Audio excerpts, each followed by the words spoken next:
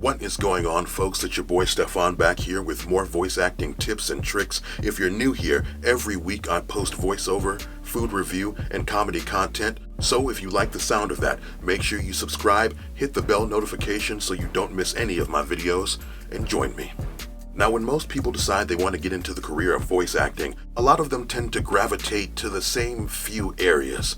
I want to be a commercial voice actor. I want to be a movie trailer voice actor. I want to voice dubs. Everybody wants to voice dubs. I know, get it. I get it. Everyone wants to be the voice of Goku. Everyone wants to voice Pikachu and Inuyasha. I get it. I really do get it. But there's a lot more to voiceover than dubs. So I figured it would be of value to you, the new voiceover talent, to find out what other not so talked about and not so sought after voiceover genres, I guess we can call them genres, that are out there.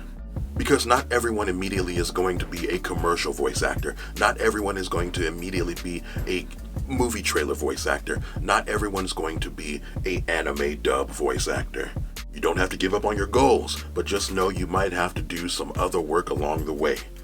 And I'm here to talk about what that work may be. Here are 5 voiceover genres that you probably didn't think about. First off, let's talk about 3 letters. IVR.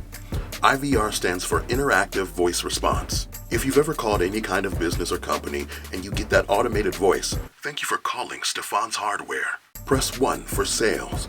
Press 2 to yell aimlessly at some poor individual who's just hired here to answer phones and has little to do with the problem you're dealing with. And what if... I'm sorry, I used to work in customer service and I had a flashback. Apologies. Well, that's IVR. Those are phone messages, and you gotta think, someone has to record those messages. And there's a whole genre of voiceover that's dedicated to IVR, phone messages, on-hold messages, voicemail greetings. That's a whole genre within itself. And I don't think a lot of people who are starting off in their voiceover journey think about that. Next, let's talk about toy voiceover. I think we've all been little kids at one point, walking through the store with our parents, and we see a little shiny toy to our left, and we push a little button on it, and it makes a noise, it says something, it talks. Well, there's a whole industry in that as well.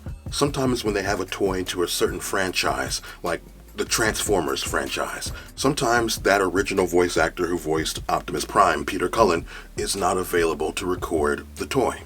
So they'll get someone who can sound pretty close to Peter Cullen, and that will be their job, recording voiceover for that toy. Next, we have live announce voiceover.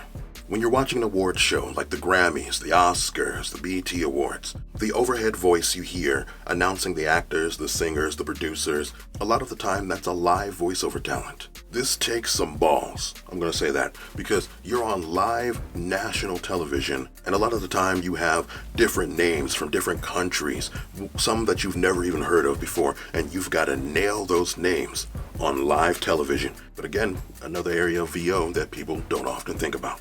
And next we have explainer videos. Now, have you ever started a new job and they make you watch these training videos? And a lot of the times it's not actual people. It's these little 2D South Park-esque animations explaining to you your job or something about it.